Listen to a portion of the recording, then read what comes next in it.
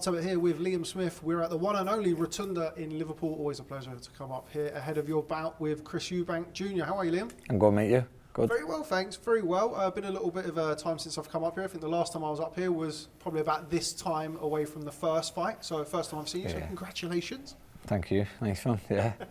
Before we get into it, I came up via train and I got a taxi from the station. And as is always, because I'm clearly not from Liverpool by listening to me, taxi driver asked me who I was here for, what I was here for. So I'm going to the Rotunda. He said, "Who are you going to speak to?"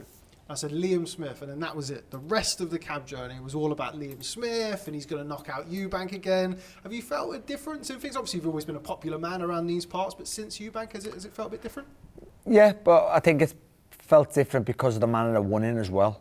I think I'm getting a lot of people like, "Made up, you done that to him. Made up, you done that to him." Or I can't, like, you know, that. I think that's the more phrases and the more buzz I'm getting. I feel a lot of people wanted that to happen to Chris, if that you know, if that makes sense.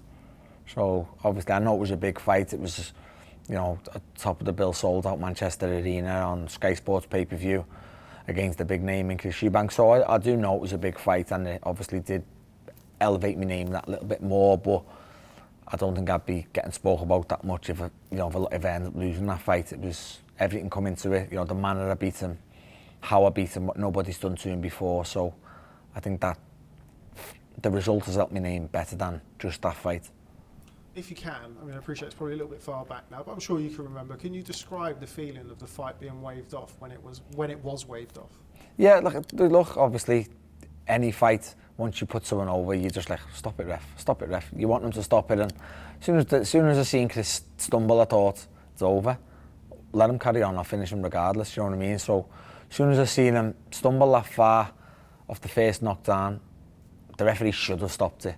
Anybody else stumbles like that, they get stopped. The ref gave Chris massive like respect for his chin and durability and letting him go on.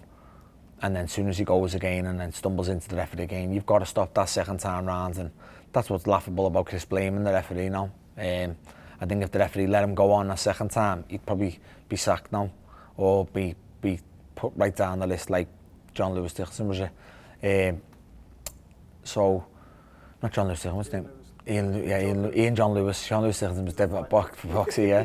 Yeah, like Ian John Lewis. So, but when you put a fighter over, you just basically, any fighter will tell you, they're just dying like, "Ref, stop it, ref." And as soon as you see the ref wave his arms off, it's just a joy. And Chris is trying to say, like, I didn't expect it and all that. What do you want me to celebrate? Like, I've just stopped a man who's never been stopped, and a man who I was told all week by 45 different media outlets, Chris has got a great chin. Basically, you can't hurt Chris. And Chris kind of told me himself, as Chris sat in front of me and the gloves are off and said, "You can't hurt me. You're not faster than me. Blah, blah, blah. How'd you beat me?" And that was sitting at the gloves are off table. So I'll celebrate like that again when I beat him again. And, you know, you'll be like, "Why'd you celebrate like that? You've already done it to him." Because I'll celebrate stopping him again. And, you know, the celebration's just, I'll celebrate with my fans. You know, I had probably 19,000 fans in there who'd pay good money to go and watch me. I'll celebrate with them like that. You think afterwards, I think it was within about 15, 20 minutes, the post-mortem began, and it was, you know, people talking about the weight, people talking about the elbow. Is that just Chris trying to rationalise things of how things ended that night? Again, I don't mean to, and I'll probably say it this time round, you know, like Terence Crawford just said at the end of his fight, I'm not comparing, but no excuses this time. Give Liam Smith the props he deserves. And that sounds like, I don't know, you can say big heads all you want, but I stopped Chris last time and it was the weight, the Conor Benn camp. Did he overlook me? Then Chris has just come at the press conference to announce the rematch and didn't blame any one of them things. He blamed the referee. So it's like, how long are we going to keep going on excuses that I stopped him? Just say, look, you hit him with a good shot. He was kind of looking at the floor, the first shot that buzzed him. And I stopped him. Like, it's not out of this world. Any fighter can be stopped, and Chris got stopped on that night. So one of the things I wanted to talk to you about in this, obviously before the first fight, Chris was a favourite at the bookies. I think the general consensus was that he was the favourite going into it. So you have that underdog mentality and that kind of wanting to prove everybody wrong. But now you've knocked him out in spectacular fashion in 4 rounds. Is it going into this fight, is it that people have said, oh, well, it was this, it was that? Is that what fuels you for this? Just, if you know, regardless, it's another fight at this stage of my career. It's another must-win for me. Every fight's a must-win now for me at this stage. I don't want to be taking losses in this stage of my career, so you know I'll train to the best of my own ability. But yeah, results now again will be like I told you. Now what's the excuse this time? Just stop the excuses. Give me the props I deserve for beating him and stopping him, and then beating him again. However I beat him next time, you know I'll beat him, and I've beat him and I've stopped him. So you know, just stop with the excuses. You know, Chris was weight trained, I elbowed him and all that. Just give me the credit I deserve. I've beat Chris and I've stopped Chris, and then you know, I'll move on to bigger things. We spoke about it here and we spoke about it just over there the last time I came up before the first fight, that you believed that you had the power to hurt him, to stop him. Now it's not belief, you've done it, it's fact. How does that change your mentality going into it at all, or does it? It doesn't really change mine, because I knew that. It changes Chris's. Now Chris has got to be changed. Chris can't take the risks he took last time because he knows I can hurt him. I know full well I could hurt him. I've hurt him before. Now, again, maybe not a head shot, but now I know I can hurt him in the head too. And now all you know I can hurt him in the head too. So Chris has got to change that air of invincibility that he's always prides himself on. He's not invincible no more. He can be knocked out. By the way, I had the same. You couldn't have convinced me I would be not dropped or stopped before I boxed Canelo.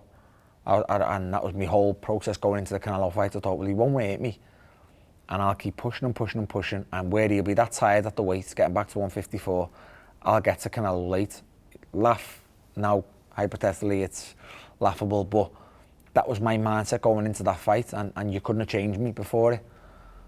Chris probably had that now, and especially probably had no way Smith's going to come up from 54 and hit me the head. So he's got that mindset now that he can't hate me now, so I can't take them risks. I can't make them mistakes that I've always made, because you know the cracks are in there now. The chinks are in the armour.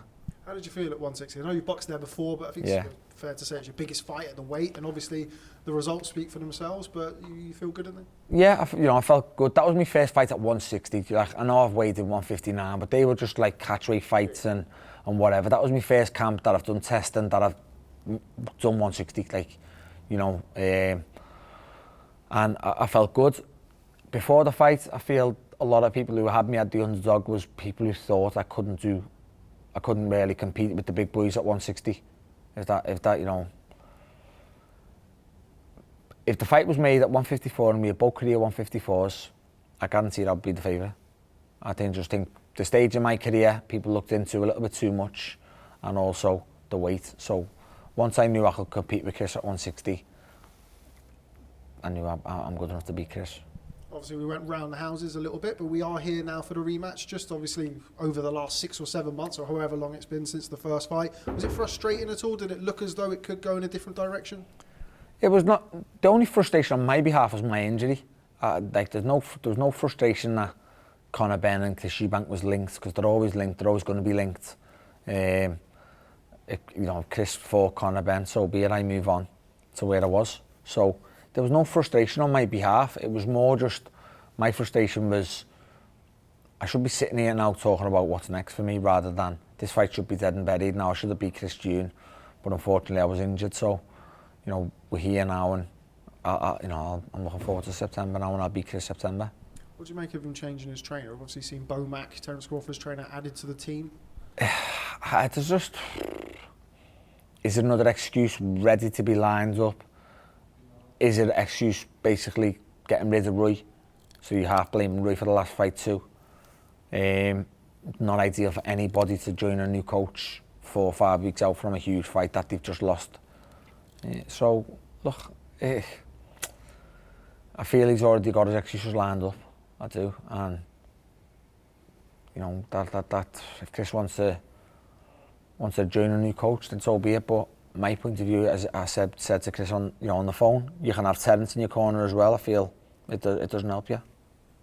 What do you think he's gone there for? You mentioned there about Roy and potentially having an excuse made up, but it seems as though we've had like the various different stages of Chris's career. He had the Mayweather phase where he was kind of doing the fast pads and it was the shoulder rolls, and then it was the Roy Jones version. Do you think he's kind of looking for something that maybe not there for him, and he's just kind of looking for some identity as a fighter?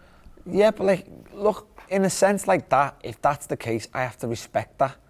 If I feel you're wanting to bring someone on board to learn and find yourself, then I'd respect that. But I kind of don't feel that's the case with BoMac. Like, okay, take Terence Crawford aside, what's BoMac done? What's he like? And I'm not slagging him here, by the way, either. The man's probably a good coach and whatever else, but for you to justify going to Vegas and, you know, bringing him on board, you bring him on board because of what he's done with Terence Crawford. And like I said, you know, is Terence Crawford one of them fighters that me or you could have coached? He's that good. We don't know. There's not really much proof in BoMac with many other fighters. Fancy doing a camp out in Vegas yourself, Liam, for this one? Yeah, I'd fully do one. You know, like I said, I know a lot's getting made. Do I think that's right for Chris? You know, Chris is getting his work there, then as long as he's doing his work, then fine. I know he's doing bits of poker there, but he can do poker in his downtime as long as he's getting his work in the gym. Then if it suits him, it suits him. Now, I'm sure you're not thinking past September the 2nd, but in the media is kind of what we do. We have to look further ahead. I know it frustrates fighters a lot of the times, but you mentioned Conor Benn earlier. That's a name that's been linked to you potentially in the future. Janibek Alimhanuli, I know, was ordered by the WBO. Have you thought about what could potentially happen after September the 2nd? Is the Conor Benn fight of any interest? Yeah, look, I have to. It's hard for me not to think that, because when I beat Chris last time, it was all put to me, you know, and I knew deep down I can't really pursue anything yet because I'm tied into a rematch clause, and once Chris activated that, then that's how I was stuck. But, you know, you have to look at it. The WBO ordered me to fight Janibek. I was tied into the rematch. Conor Benn was spoke about. Conor Benn's being spoke about again now, realistically, as being put to me next. Kell Brook spoke about being next. Billy Joe Saunders has spoke about as being next. But I'll just, my fully focus is beating Chris. I beat Chris, then I've got great options. I'm not tied into nobody. I'm not tied into no rematch clauses. I'm not tied into no promoters. You know, I'm a free agent and into whatever I want to do then. So I'll beat Chris September, and I think I'll be in the best position possible. I asked you this question before the first fight. I'll ask you it again now. At this stage of your career, you've been there, seen it and done it. You fought here, there and everywhere, winning world titles, big pay-per-view fights. What's the motivation now for Liam Smith, aside from obviously getting the win on September the 2nd? Is it Anfield? Is it two-weight world champion? What drives you now? All of them things drive me. All of them, as long as they are them things next. If it's a big fight on a way to a world title challenge, great. If it's a big fight domestically for good money, great. And if it's a world title, great. If it's Anfield, great. Anything, take over fight, no, don't want it. Like, I can't, I don't mean this in a bad way, I can't get out of bed, I've got no fear to get fit, give me a take over fight next, I'll probably lose. Do you know what I mean? I won't take it seriously, and you can't do that in this game. I need fights at 35 years of age that are going to give me fear, get me out of bed, get me off the couch, and you know, get me into fighting shape. And all the fights we spoke about, all the fights I'm linked with, and all the fights mentioned, all do that for me. You know, fight at Anfield would do that for me. Kell Brook would do that. Conor Benn would do that. Janibek would do that. A world title challenge. You know, anything mentioned. And that's why I feel I beat Chris, I'm involved, and it can only be them fights mentioned. You know, I'm not going to beat Chris Eubank September 2nd and then, you know, sign with somebody who goes, right, we'll just give you a little 8-rounder on such and such build, then we'll get you the big fight. It's not going to happen. So I just know I beat Chris September, I'm involved in any of them 5 fights mentioned. Mention the accolades that you've had in your career so far. We're in a fighting city here in Liverpool. The great John Conte, your old mate Tony Bellew, Natasha Jonas in recent years has kind of joined the conversation for kind of greatest fighters to come out of Liverpool. I know that you're a very kind of modest, humble man, Liam, but do you think that you've earned the right to be in that conversation, and do you see yourself being in that conversation by the time you hang your gloves up? Look, that's for other people. I'm not gonna sit and put myself in that mix. That's for other people. That's other people's arguments. That's media outlets. That's fans. And if I'm involved in that mix and if I'm involved in that sentence, then great. But regardless, I'm a proud man either way. You know, I'm proud of what I've done. I've ticked many boxes that I didn't think I'd tick over the years.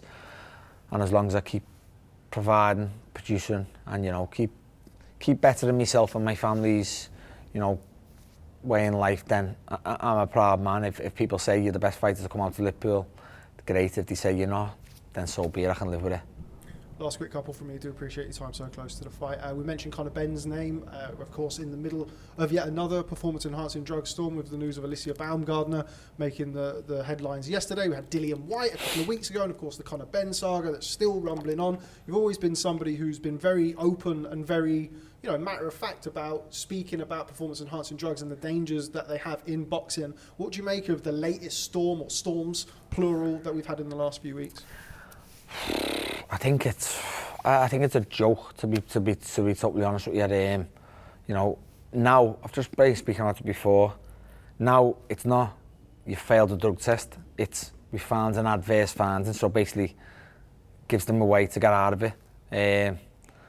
I think it's you failed a drug test. You've all failed drug tests. Conor Benn, Dillian Whyte, Baumgardner, you failed drug tests, and you know if this is the case now. You know, why not? It's just going to come to a point now. Everybody's going to do it. I know they're only because they find a trace. Yeah, because it's the last bit before it's out your system.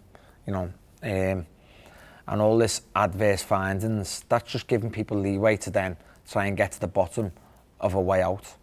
You know, whatever it may be, protein drink, eggs, fucking sex drives. I don't know, but I just think all this adverse finding is giving people chance to go and get the best lawyers, the best sports people to get out of it. You've failed drug tests, and every one of you have failed on like performance enhancing drugs. So, yeah, I don't know the solution now because nothing seems to be happening. People, you know, you go and just appeal it or whatever, it just drags on.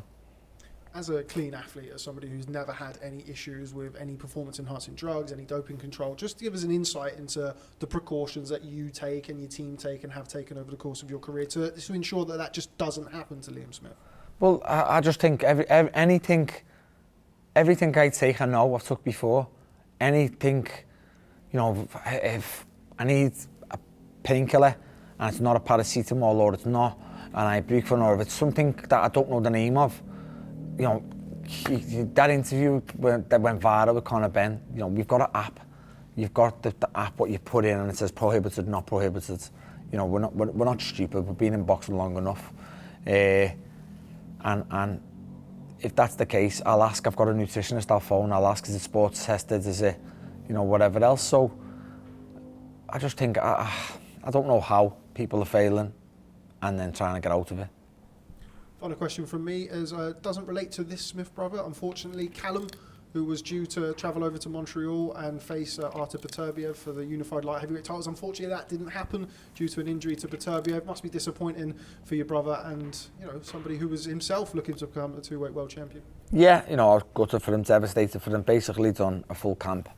Meant to be fighting this weekend for 3 world titles. In a fight we were looking forward to, in a fight we were massively confident in Callum in.